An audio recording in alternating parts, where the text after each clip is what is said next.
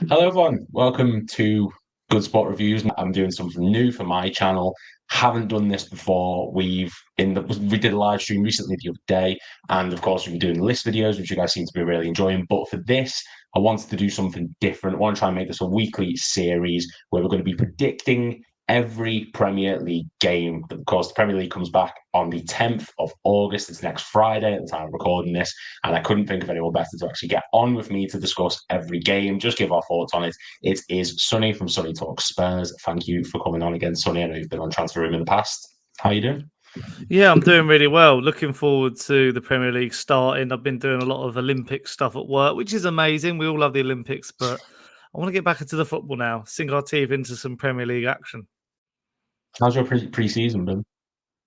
I feel like Tottenham have had. Uh, it's hard to judge it because we've been playing against like a right range of sides, from Hearts to QPR to some different sides in around Asia, Vissel Kobe of Japan, a K-League All-Star, and then we play Bayern Munich. And when this is due to go live, we're playing them again at home. And the Bayern Munich game wasn't too good, but the other games were like, good patterns of play, a lot of minutes in the legs for different sort of youngsters and some of the first teamers, and we haven't had any of our centre backs back. I think Dragerson featured in the last game, but was subbed off Yeah. quite early. But we haven't had no Mickey van der Ven, no Christian Romero up until now. But some promising signs for certain youngsters: Archie Gray, Lucas Bergvall, to take into consideration. So, all right, I'd say. You can never really judge preseason too much, can you?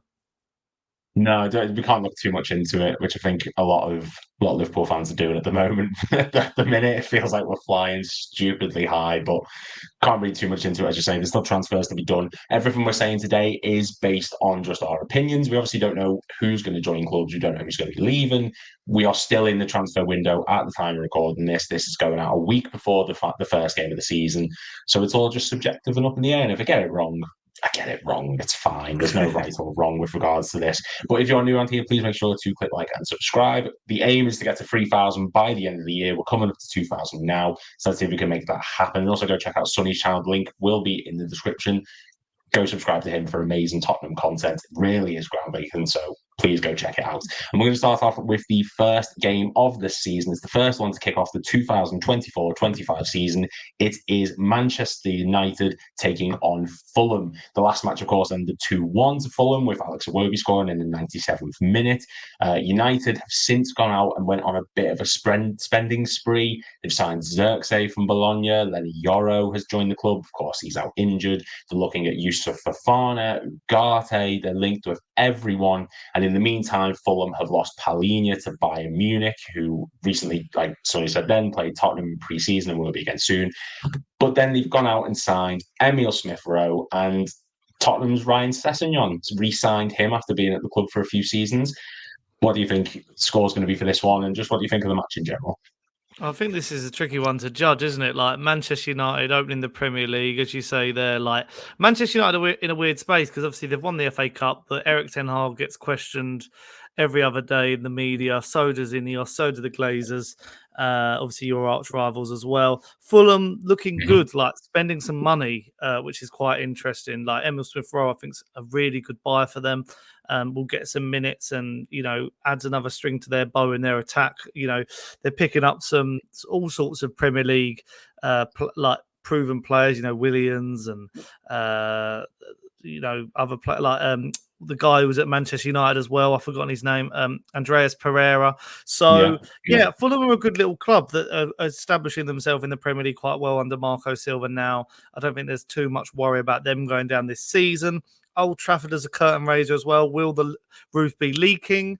It's a really tricky one. It is a really tricky one under lights at 8 o'clock, but I'll go for an upset. Why not? 2-1 Fulham. I think they're going to, this is something the media will want to happen as well because it will, carry on that United circus for a little bit longer.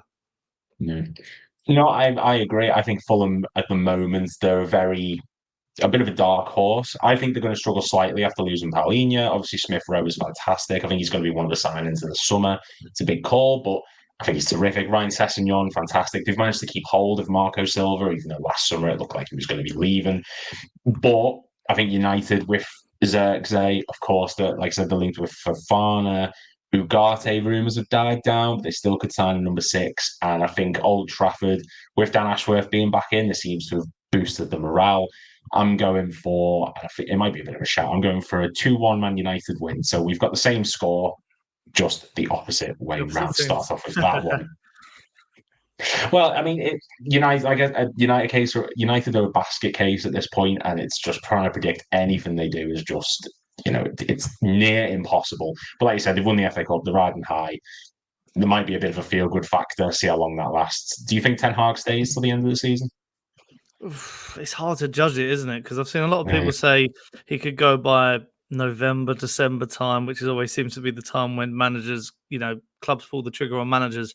But I don't know. I feel like if Man United do start a bit slow, I feel like Sir Jim Ratcliffe will be in the ear of the Glaziers and have an idea. It's just the thing is when we're talking about new managers at the moment, like we have all summer with like Liverpool, for example, there's not many managers around who you could probably get in. I mean, would they go down the line of Tuchel or Gareth Southgate? That doesn't really give me, that doesn't excite me, either of those. I feel like Tuchel stock's obviously gone down, and Gareth Southgate, is he good enough for club management? I'm not so sure. But I feel like it's one to watch. I'm going to sit on the fence there. I'm not really sure.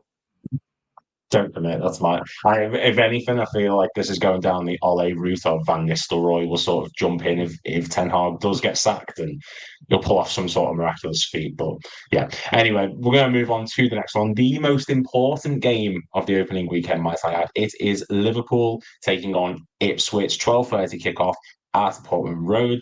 Last played Ipswich December 2002, which ended in a 1-1 draw in the League Cup, but Liverpool won it on penalties. Before that, the last time we played them was a 5-0 win for Liverpool, with John Arisa scoring a hat-trick, Michael Owen getting one, Schmeitzer and Nicholas Anelka, of all people. Obviously, by then, we may have Zubimendi signing. We'll see what happens there. But Ipswich also do have several goal scorers in the team. They've got the likes of Broadhead, Connor Chaplin, both scored 10 plus goals last season. They've managed to keep hold of Kieran McKenna, which is massive, and they've signed Liam Delap from Manchester City just to add to their goal scoring ranks. Now, I personally, as much as I've enjoyed seeing Slot play, as play manager, his play style, the way we've been going under him, I think there's going to be a feel-good factor similar to when Brentford played Arsenal in the first game a few seasons ago, and I'm going for a 2-2 draw. I don't think, as good as things have been under Slot, I still think we can be got at defensively, and I think Ipswich are going to have a real go at it, because against these top teams, so to speak, they've got nothing to lose. So I'm going for a 2-2 draw. What do you think, Sonny? I mean, you say there 2002. I was 6 years old at the time, so it tells you how long ago that was. And yeah, you couldn't get more Liverpool in the Premier League than a 12:30 kickoff, could you? I mean, Klopp used There's to the moan newly about promoted side as well. Yeah, I mean, I remember like Fulham. Was it 2 years ago you played in the Premier We League had to kick off the season? Fulham, then before that it was Norwich, then before that it was Leeds, then before that it was Norwich. Like, it's been a good few years. Honestly, that supercomputer needs a new memory chip in it if it's going to start chucking these fixtures out. But yeah, Ipswich been doing some good business. Kieran McKenna secured with a new deal. Portman Road will absolutely be rocking. They'll be so happy to be back. Liverpool, yeah, as you say, I think I agree with you. There's, at the time of recording, still technically have not signed anyone, which some people I've heard on TalkSport, the likes of Phil Thompson, Dean Saunders, former players, saying not too much to worry about with this squad. But I tend to disagree. Like, I feel like there was moments last year, Klopp had this squad and the midfield wasn't clicking in certain games. I think as the season went on, it was, but is Endo a long-term replacement? I mean, the guy you're saying from Real Sociedad who's being linked would be good, but we're at the beginning stages of this one. So it's hard to really tell. So Bosley has got to step up this season. Can't just be a good-looking chap all the time. And Salah, questions of his future still. What will happen with him? Nunez as well. Can he actually be the answer? I think for this one, Liverpool going to edge it. I'm going to go with, again, 2-1. 2-1's my like when I do like a Super Brew. Yeah, I do like a Super Brew prediction league, and if I'm not sure, I just put 2-1 because you've got that buffer of the the one going the other way in case it's a close scoreline. Then we've got Arsenal going against Wolves. Arsenal scored 2 against Wolves in both of their fixtures last season. They've, of course, signed Calafiori, who is just bolstering the best backline in the Premier League at the time of this. Wolves have lost Kilman, of course, but they've gone out and signed Tommy Doyle and Rodrigo Gomez, who's a very good goal-scoring midfielder. I'll give you first crack on this one, obviously being Arsenal, North London rivals. What are we thinking for the Arsenal-Wolves game? I think, Arsenal, not too much needed for this squad. I think Calafiori is a good signing, was linked with Spurs as well, but I don't necessarily think he starts for us. Whereas I think, there's big question marks about that left-hand side for Arsenal. Zinchenko, is he good enough? No. Who else? Like Tomiyasu was filled in there. Again, not good enough. So, yeah, I think, question marks, do they need another striker? Is Kai Havertz the answer? Is Gabby Jesus the answer? Gabriel Martinelli didn't have his best season for Arsenal either. Will they sign Mikel Moreno by the time this video goes live? I think he'd be a good acquisition. For Wolves, I think Wolves are going to have another all right season. I like Gary O'Neill. But again, it's just they're in a weird transition, Wolves, aren't they? They're sort of moving out of this George Mendes era-ish. Getting rid of some of these big names. Pedro Neto being linked with Spurs as well. Could he leave for a club? It depends on if a club is willing to take a risk on him with his injury record. I think I've seen City linked as well. But I think this will be a walk in the park for Arsenal. Nice statement win on the opening day to show their title intentions. I'm going to go for 3-0. Oh, we've both got. I said 4-1 in the end. I think Arsenal. I completely agree. Arsenal have gone from strength to strength, and it's really downheartening to see. In a sense, I've got Arsenal to actually go on and win the league. I think City are going to struggle a bit this season. But Wolves, like you said, they're not pushovers. They've signed Jurgen Strand Larsen, who scored 13 goals last season, done terrific. They've also so far been able to keep Aidan Yori. They've still got João Gomez there. They've got a good team, a good solid foundation, but I think you go into the Emirates, opening day of the season, I think they know that this is their sort of, not last chance to win the league, but if they don't do it this season, there's a sort of stigma to them. And I'm in agreement. I think that Arsenal are going to walk this one 4-1. I do think Wolves will get something off a set piece or something like that. But yeah, nice, easy, comfortable win for them just to get them over the line for this one.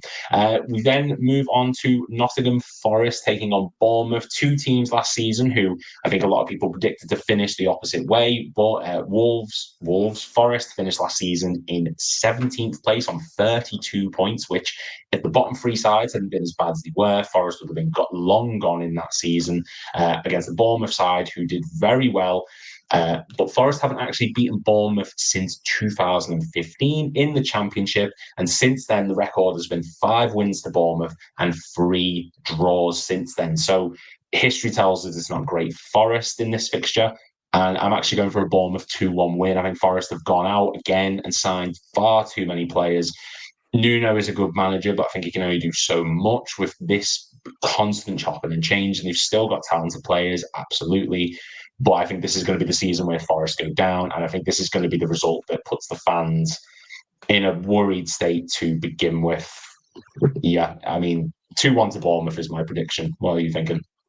Yeah, I think Forest is still a strange club, as you say. A lot of signings being made, a lot of comings and goings. There's not much of a settled bunch there. A few sales as well, I feel like, that have been dramatic for them. Like they've sold that defender, is it Diakite? I feel like he's left the club, which, he's quite a talented player. As for Bournemouth, I mean, I'm backing Bournemouth in this game, but will they have Dominic Solanke by them? But I'll talk about him when we come to Spurs. We will. Even though Bournemouth, I think, really like Iriola, feel like he got Bournemouth. I feel like he, in a season, if you take away Pep and Arteta, he's probably one of the managers of the season, along with Emery. The way he was getting Bournemouth to play football, but they're still, minus Solanke, they've still got some good players. They've signed a good young defender from Juventus, I believe, which I feel like is a good acquisition. And also they've made, is it Ünal, the Turkish striker? I think he's now permanent signing. So maybe he's the talisman to take them to be safe in the Premier League. Again, these are the two teams where you say, like, they could be pulled into something. You never know, depending. But I feel like Forest are more likely than Bournemouth. I think Bournemouth need to just, get these early wins out of the way, and then they don't have to worry as the season goes on. But I'm going to go with a 1-0 Bournemouth win. Nice and easy 1-0. Like you said, Dominic Solanke will get onto him a bit, but they've still got Sinisterra there. They've still got Cliver. They've still got a lot of talented attacking options. Should they lose Solanke, and I'm sure they're going to recruit someone well, because Bournemouth over the years have been quite smart with terms of recruitment. We've then got Newcastle taking on Southampton in a repeat of last season's, or not last season's, season before, League Cup semi-finals, which Newcastle, of course, won. And Southampton, to be honest, I've got them finishing in 20th this season. I don't think they are quite prepared for the league. They remind me of Burnley from a couple of seasons ago, or last season, should I say, where they're coming up with a very distinct style of play under Russell Martin. It's very clear what they want to do. But as we saw in the FA Cup game against Liverpool and in their results last season, they conceded the second most goals in the top 10 in the Championship. They can be got at because of that at points. And for that, I've got Newcastle winning 3-0. Newcastle haven't exactly strengthened massively, but Gahey is supposed to be coming in. They've, of course, signed Lloyd Kelly. I think they're going to be a bit more solid at the back. And they've managed to keep Alexander Isak and Bruno Guimaraes despite all the rumblings. And Anthony Gordon doesn't seem to be going anywhere at the moment. I mean, is there a world where Southampton can stay up and, can they get something from this game? I feel it's a tricky one. I mean, I think for an opening day, this is the longest distance between two clubs in the Premier League, so it's a long way to go for those Southampton fans on the opening day of the season. I think it is. I think it's like an 8-hour 8-hour drive. They're right down the bottom, Southampton, aren't they? So yeah. I feel like that might be the case. So, but yeah, I think Southampton, they've got a lot to do. I think unlike Burnley, they've actually made some of their loan signings permanent. Taylor Harwood, Bellis, I think, is a good centre-back. Flynn Downs from West Ham as well. I think Ben Brereton Diaz had some good bright sparks for Sheffield United last year in a dismal campaign, but I still think, that's a good replacement for Che Adams, who I thought was going to be a big loss, but they got him in. Stuart Armstrong's the only one. I feel like, even though he's 32, I would have probably kept him on just as a leadership in a leadership role. But the big question for me with Southampton is the former Newcastle striker Adam Armstrong. Can he actually translate his form? Because he couldn't first time round, but can he show the form he did in the Championship last year? As for Newcastle are a weird one for me because, their issue is Eddie Howe. Is Eddie Howe the answer for Newcastle, or will he end up being the England manager? It's, a question that's going to probably rumble on at different stages of the season. But yeah, I think you're right. The fact that they've at this moment been able to keep Isak and Guimaraes, but there's still a little couple weeks left of the transfer market to see, is quite good. I thought they'd do a bit more. Like, obviously Anthony Gordon as well has been linked heavily with Liverpool, and there was a whole thing about Joe Gomez that I'm sure you've seen, close to some sort of swap deal. But I think Newcastle, playing that style of football that's quite, counter-attacking, relentless, wearing of teams down. With a fully fit squad, hopefully now, because last year, like Tottenham, like United, they were hampered with many injuries. I think Newcastle are going to win this 3-1. It's one of those games where I'm just sort of sounding like all the radio stations, the newspapers, where, it could be a long season for Southampton, or they could get a result, and it's like, actually, that's the game where, Southampton get waxed, and it's a long season. Ipswich show some promise against you, and they're like, actually, could Ipswich cause some upsets? But then they end up going down like Luton did or something. Luton look good, and then they lose. So I just love the phrase "they get whacked" like it's some sort of Godfather film. I completely agree. We've then got Everton taking on Brighton. Of course, both teams have gone through quite big transitions in a sense. Everton have lost Onana. Branthwaite could be gone by the time this records. Calvert-Lewin is still as injury prone as ever. There's reports thinking him away. But then you've got Brighton, new manager coming in. There's so much around the club that's uncertain, and I'm not convinced that Brighton are going to do exceptionally well this season coming up. I've actually got Everton winning this 1-0. I think Goodison Park is going to have a big impact. And Everton last season under Sean Dyche showed that they can compete against pretty much any side they play with. We saw that in the Arsenal result in particular. I think that they can pull something out here, and I think this will be a 1-0 win for Everton. Not a comfortable one by any means, but I'm not convinced that Brighton at the moment are in as stable a position as people seem to think they are. I mean, is that a sort of minority opinion, or are you in the same sort of wheelhouse with Brighton? No, I think this year the Brighton bubble bursts all the bees there. Mm, I just think, you know, they're gonna what's gonna happen to them is what happened to Leicester, what happened to Southampton. You know, you can't keep getting away with selling high profile assets and keep, finding new ones all the time. I don't believe in football, especially when you're a smaller club.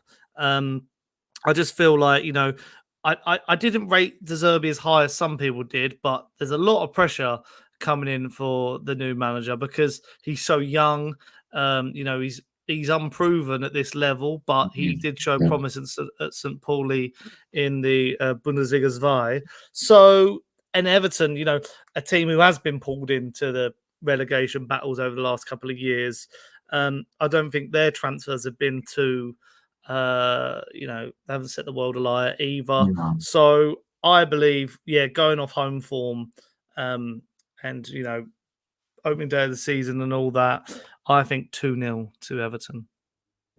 So still clean sheets. Sorry, Brighton, but yeah, I completely agree. The bubble is probably going to burst at some point. To be honest, I'm shocked it didn't when it was coming towards the end of De Zerbi's reign. But saying that, Brighton did go on a bit of a poor streak at that point. They lost 4 in their last 6 matches, and Fabian Herzl is coming in.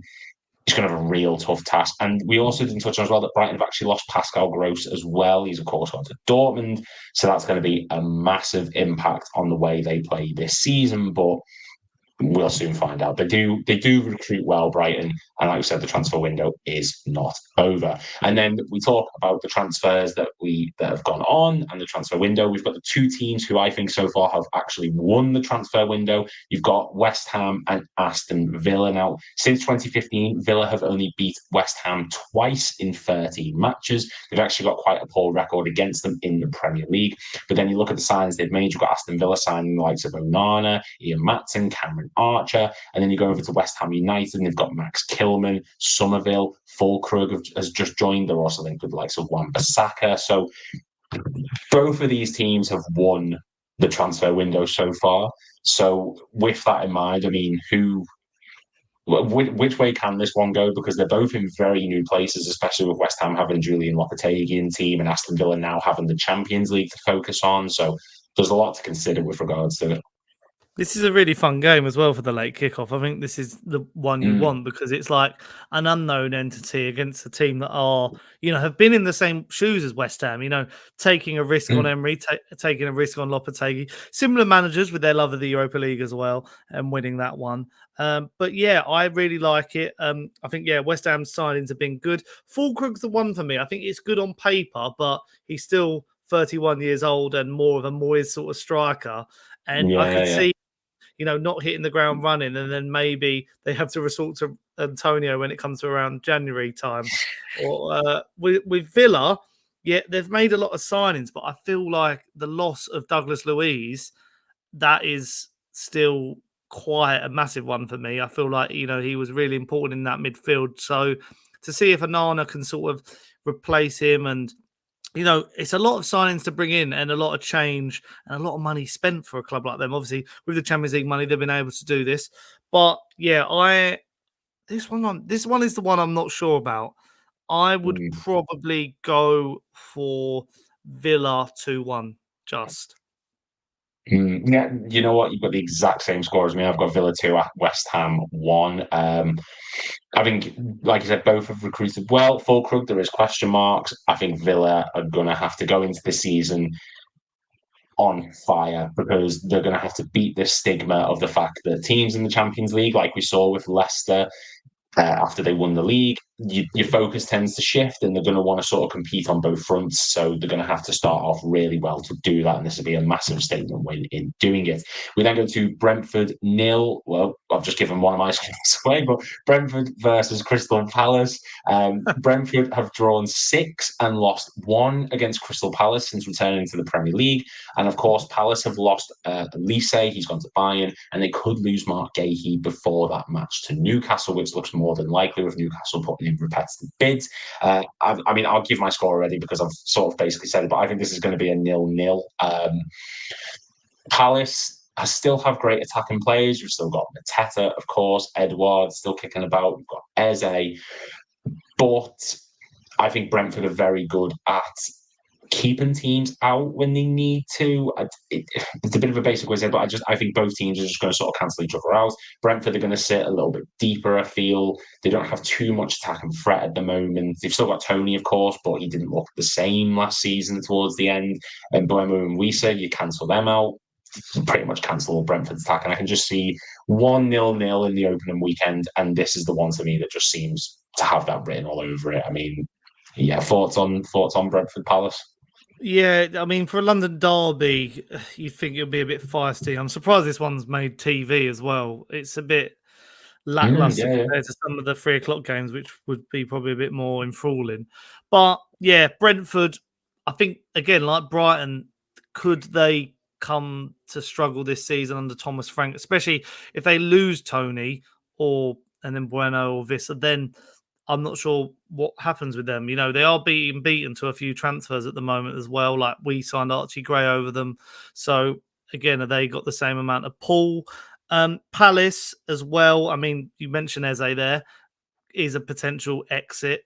Can Oliver Glasner actually replicate the form he got last year? Because I feel like even though it was good, and I've got a lot of Crystal Palace mates, so I'm always jesting with them, but I feel like their run was better than it seemed because, unlike Roy Hodgson, Glasner got all the players back and had his, first team always, and Mateta on a really good run streak. Obviously, Mateta's also been good at the Olympics as well, but different sort of footballing competition. So, I'm not sure about Palace this year. I feel like, they've made some all right signings. I think Daishi Kamada is good for a free, will be quite fun. He's one of those players that, comes to the Premier League and you're like, oh, this could be quite an intriguing for the neutral. But yeah, I'm going to basically copy you, but I'm going to say 1-0 instead. I'll still see a draw in that fixture. Yeah, I mean, I think it's fair enough. And to be keeping Glasner is a huge statement for Palace, especially when you had clubs like Bayern Munich interested in him, and they slapped this ridiculously high price tag on him, which you credit to them. I think they've done really well there. And yeah, they're a very much unknown entity going in from the side that beat Tottenham, Liverpool, United last season. So yeah, we'll see how that gets on. And then we're in our second to last one. It's one of the best games to start off a Premier League weekend. It is Chelsea against Manchester City. Enzo Maresca leaving Leicester to come to Chelsea. Chelsea have already signed 6 players this window on top of the thousands that they've already signed. But then you've also got to take into consideration that this is City's last season under Pep Guardiola. Potentially, we don't know if he's going or not. And there is rumours linking Ederson away. Haaland's injuries aren't going anywhere. The back line's still getting older. But I think Chelsea are going to massively struggle this season. I think Maresca is going to struggle with the board, which we saw with Thomas Tuchel under Todd Bowley.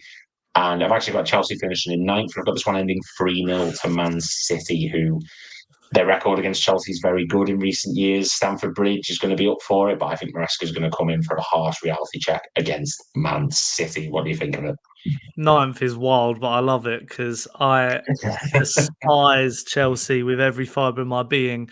Yeah, I mean, I was watching some highlights against, I know it's Real Madrid and they're amazing, but some of the attitude of some of the players, like Badia Shield, just not tracking back, the one-on-one defending, and it just is, it's a strange situation. The way that Maresca was talking as well about, like, I need to change this high line. It's like, that's on you to do it very soon and very quick. So yeah, I mean, and the signings I think they're making, they're very strange. Like this, the potential of this Atletico Madrid striker, not sure about him. And when and to link the two teams, when Atletico are signing Julian Alvarez as a replacement for a fee that I think is really good. I do question like some of Chelsea's moves. They've got like 400 backup keepers, a bunch of defenders that are not as good as the defenders they've let go, like Tamori or Gehi. Midfield is just all over the place. Getting rid of Conor Gallagher, how they have. It's just a real mess, and it's hard to know if Maresca can be, is he the answer to the impossible question? City are weird as well because selling Alvarez, I think it makes sense. If he's not starting, you can't keep all these players happy on the bench, and they're getting a really good fee for him. They've only signed Savio, and I'm not too sure about him as a prospect.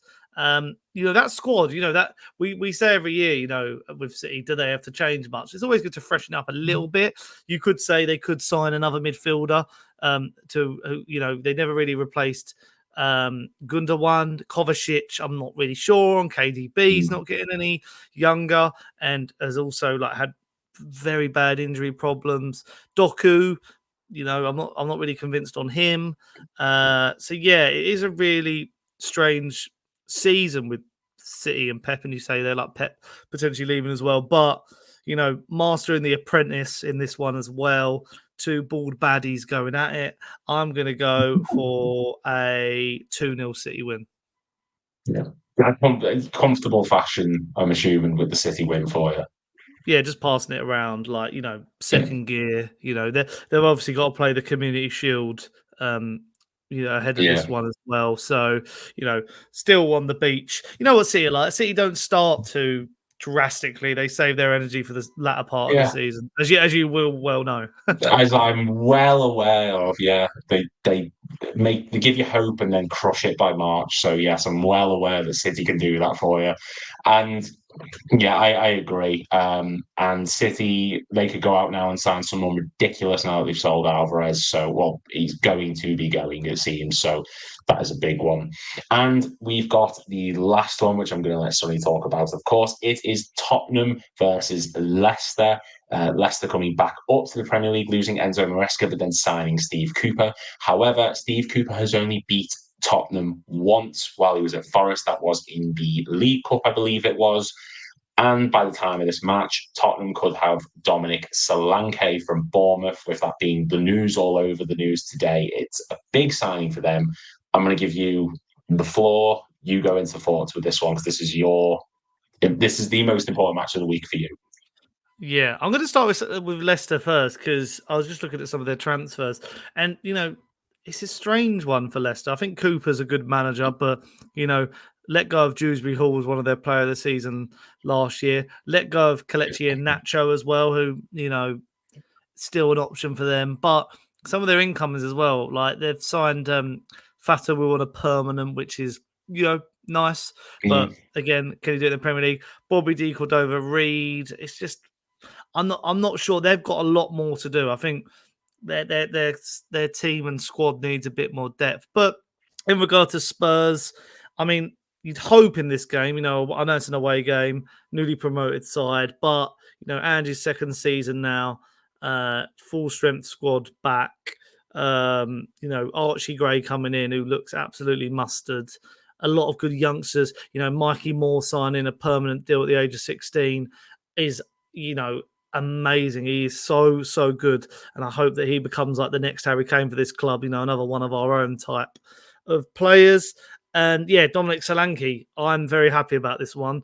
Lot of mixed reaction to it. I feel like at the moment, I'd say Spurs fans are on the fence.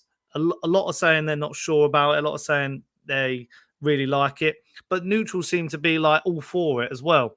A lot of questions I've had on my YouTube channel about why not Tony, why not Gyökeres, why not Victor Osimhen. But it's almost like the way I worded it in my recent video is like all the ducks aligned in a row, and it just makes sense for Solanke. English. We're really desperate for the English quota in our side. And then someone would go like, what about Tony? And it's like, Tony's older, Ange Postecoglou wants a player who signs up to his philosophy. Solanke will do that. He presses well. He's good at holding the ball up, back to goal. variety of finishes. You know, a stereotypical Tottenham goal at the moment under Ange Postecoglou is like a Werner, a Kulusevski, or Johnson whipping it across the area. And Solanke scored a lot of them last year. Good in the air. I just think it makes sense. And people say about the fee, it'll probably end up being 60 or 55 million plus add-ons because that's what it ends up being, which in the modern market for an English striker who's just scored 19 Premier League goals, which, by the way, was the same amount as Ollie Watkins, I don't feel is too much of an outlay. I feel like as well we'll sign someone else on top of this. I'm seeing more reports on a winger or a midfielder, so that will be quite good. We've got a lot of youngsters who need to be blooded in. We've got rid of a lot of deadwood as well. Emerson Royale due to go, Højbjerg's gone, Joe Rodon's gone, Ollie Skip looks like he's going as well. So we're really finally shifting a lot of the rubbish out, which has been needed for a long time. I just think that, you know, even like people say Gyökeres is like, you know, if I said to you, if I had two players and I didn't name them and I said, they've both been good in the championship for a year. They've both, you know, they started their careers off slow at, you know, middling clubs and, you know, made some big moves, but maybe they didn't get a chance. I mean, you could tell me the difference with Liverpool and Solanke. But then one had a good season in the Premier League and scored 19 goals. And one had a good season in a European league that's not a top 5 league. I feel like it's a no-brainer who you're going to sign there. I just feel like Gyökeres. I think people like the idea of it. You know, Arsenal fans are linked to him as well. Like the idea of this unknown entity from a different league who plays European football. But there's a guy right in front of you who ticks a lot of boxes, who's gonna, you know, wants to join the club as well. Like, why not? You know, at the end of the day, we paid the same for Richarlison. And, you know, at the same time, people were like this is an outlay, but he's Premier League proven. I know it's not worked out the best, but another thing which helps is Richarlison, I'll be honest, I think he had a good season last year, but he was injury prone. Dominic Solanke is very available, and sometimes your best ability is availability in football. And I just think it's worth a punt. I just really think it's worth a punt. To sign a player, like even someone today was like, he's not Harry Kane. It's like he's not Harry Kane. Harry Kane's a generational talent. Like at the end of the day, who the only players you could replace Harry Kane with is Haaland or Mbappe, and we're not going to sign them. Same with Victor Osimhen. He is a good caliber of striker. Tottenham are not going to lay out 100 million for him because it's not a good investment. And people will say like, but it's showing lack of ambition, and I'm like, is it though? Because that's more risky.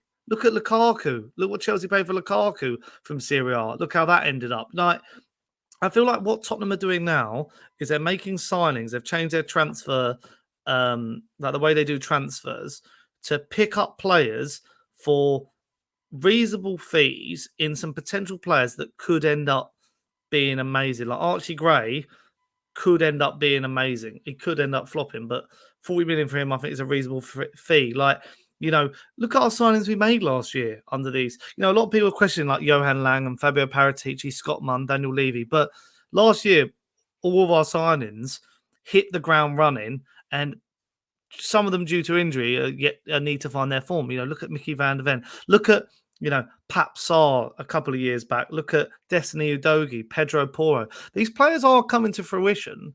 And, you know, I just feel like we've just got to trust it again this season. We got a long season because we're going to be playing more football because we didn't have Europe last year.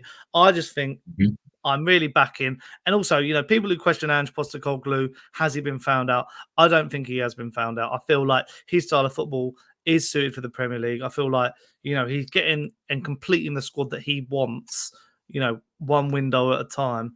And reflecting on this game, I'd hope that Spurs get a win. And I'm probably going to go for 2-1 because that's me sitting on the fence again. But yeah, Solanke is the ideal and system player, I suppose. And I agree with what you're saying in terms of, I don't think Ange has been found out. He does have a very exciting style of football, and I've actually got him winning this game 4-1. I think Tottenham are going to blow Leicester out of the water.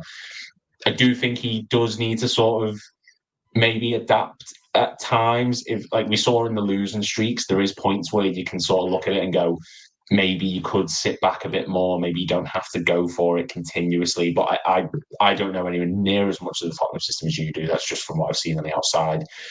But yeah, I think Tottenham are going to absolutely blow Leicester away in this. They've got one of the best attacks in the league, one of the best styles of football. It's the most entertaining, bar none, in the league. I think it's absolutely exciting to watch. And then, like you said, you got Gray coming in, who looks superb. He's looks like he's going to fit in absolutely perfectly. You've still got Son, who he did struggle at points last season, but we know what he's capable of. Kulusevski came into his own. Saar, Basuma, you've still got all these talented players. Maybe need a little bit more depth at the back. Is that something fair to say with regards to, because obviously, Dyer's gone now. You were doing that a minute ago. I'm going to do that because I think Dyer's, not good enough really. But, could there be, before we sign off on this, could there be a little bit more depth in that Tottenham back line? I don't know really, because when I look at positions, obviously Adogi plays left back. Mickey van der Ven can chip in there as well. You've got Dragerson, Romero, and Mickey van der Ven as the centre backs. Yeah. You've got right back, you've got Pedro Porro. Archie Gray can also play right back. We've got a youngster coming in next year who we signed when he was 16 called Luka Vuskovic, who is currently on loan. He's going to be 18 soon, but he's 6'4", built like a brick thingy house. I won't swear. But so we've got that. And then we've got an academy that we can delve into. We've got Ashley Phillips, who was good for Plymouth last year. I'm not sure if he'll be loaned out again, but there's an option there. Got Alfie Dorrington as well, who's part of our academy. So I don't necessarily think defense is that important. Obviously, and then we've got Vicario in goal as well. I'd say if we are meant to be signing anyone else, I'd probably go for another forward potentially, maybe a winger.